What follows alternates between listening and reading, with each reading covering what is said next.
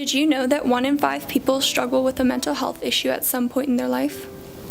As an advocate for mental health, I believe it's important to help support those around you who are affected by it. Since we spend a large portion of our life at school, whether as a student or faculty, it's important to focus our efforts on creating a safe environment for everyone. So I've invited some fellow students and staff from WCI to voice their opinions on mental health and how it is reflected within the school.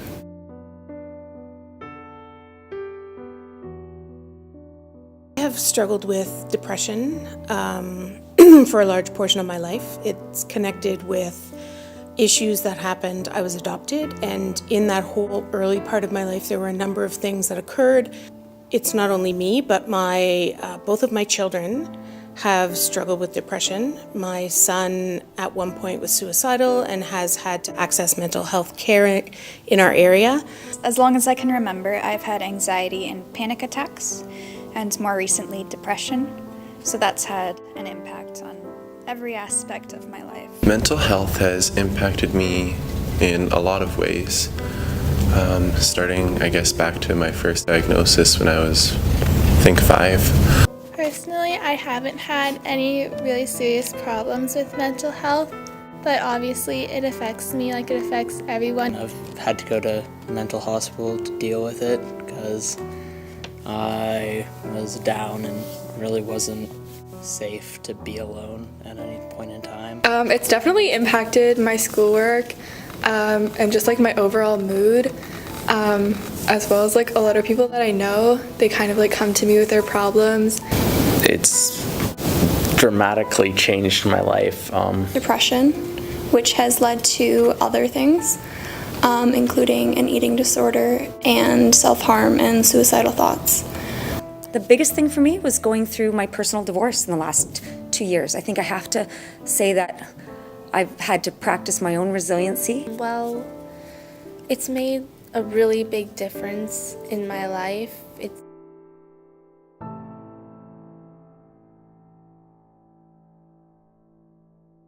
Sometimes when I'm depressed, the concept of sitting down and doing work doesn't happen. That whole ability to sit down and get something done disappears. Depression causes you to lose a lot of interest in the things you love. So for me, sometimes that's been homework. I was suspended from school on a weekly basis to the point where I got picked up early every day. With ADHD, for me, I'm impulsive. I have issues staying focused as well, which is partly why I'm constantly moving. Personally, I haven't had any problems with mental health, but it still affects me like it does everybody. Whether you're just stressed about work or schoolwork or just anything happening in your life. When I was going in and out of the hospital a lot, I started to, I didn't care about school at all. There have been like times where I just like get an extension because I just don't feel like doing anything, or I'm not like feeling the project. Sometimes I avoid schoolwork, or I don't go to school, or I avoid doing like group projects or presenting in front of the class. It's constantly hard to complete projects and to find the motivation to study for something. In tests, I have to go to a different room because I need extra time. And it's hard to submit things when you feel like it's not.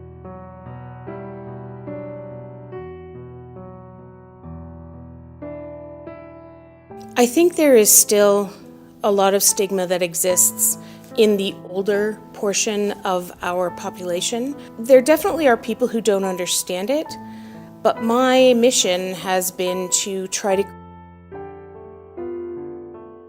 They're really supportive. It's a bit awkward to talk about it, so it's hard for people to respond, but I'm very thankful for the support I have. Absolutely. My teachers are more than happy to let me just get up and quietly leave, and they know that I'm more than capable of getting the work done when I'm in the right mindset. My friends, I think one of the things that they like most about me is my spontaneity. So I definitely think that everyone that I've talked to really supports me and wants me to feel better. It like depends on the teacher, but my friends are like super understanding, as well as my parents. They don't know like that much about it. I haven't met really anyone who's stigmatizes mental health issues, but I'm sure that there are still like unconscious biases that people may have. My teachers don't know. My friends are very understanding, at least the ones that know. And then as for my family, nobody knows, so they can't really help. From a teacher's perspective, I always am passionate about the topic in my classes, so I'm aware of my students, and it's impacted me in my teaching style and what I want to do within the dynamic of my classroom. I think that they try to be understanding, but I don't think that they could actually really truly understand.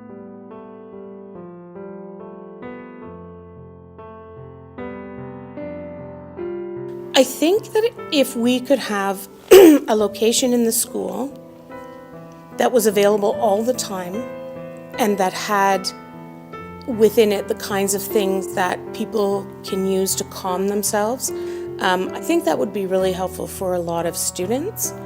I think they already do. Like, student success has very valuable resources. I think it would be better if they were kind of advertised more throughout the school. I think one of the hardest things to accommodate for is time.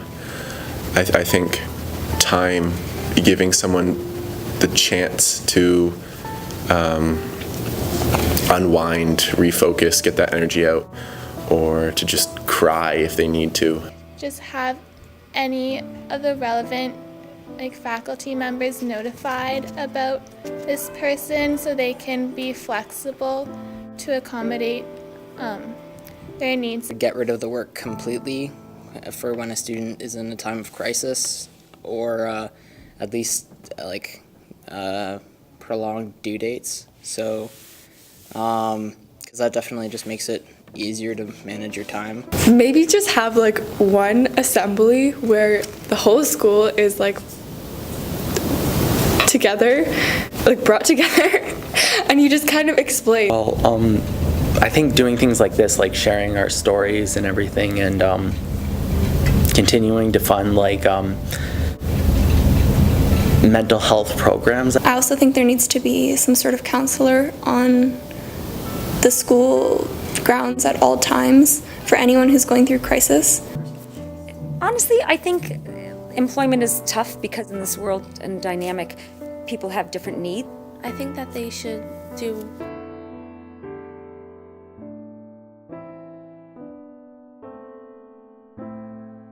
One of the most loving things that you can do for someone is to listen. Open your ears, pay attention, and share that feeling with someone. If they say that they're feeling this, you can say, "Wow, that's awful.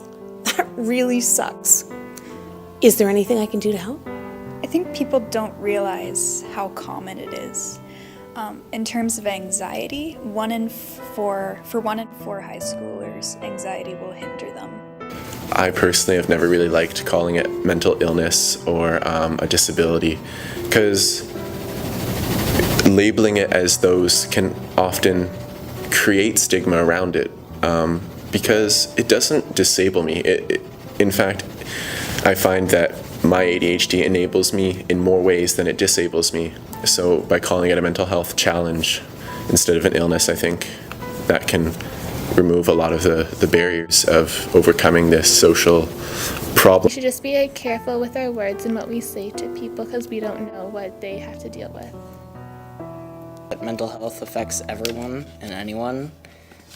Definitely keep talking about it, but don't talk about it in a way that like offends people.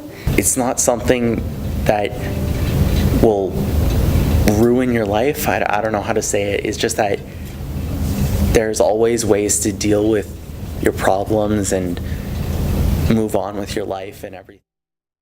That if it's more commonly talked about, then it's more commonly understood. I think there needs to be more awareness within the school. I think, for starters, this video is very helpful for a lot of people, just to know that they're not alone. And I think people need to be educated on mental health a lot more than they are. Mental health is just as important as physical health.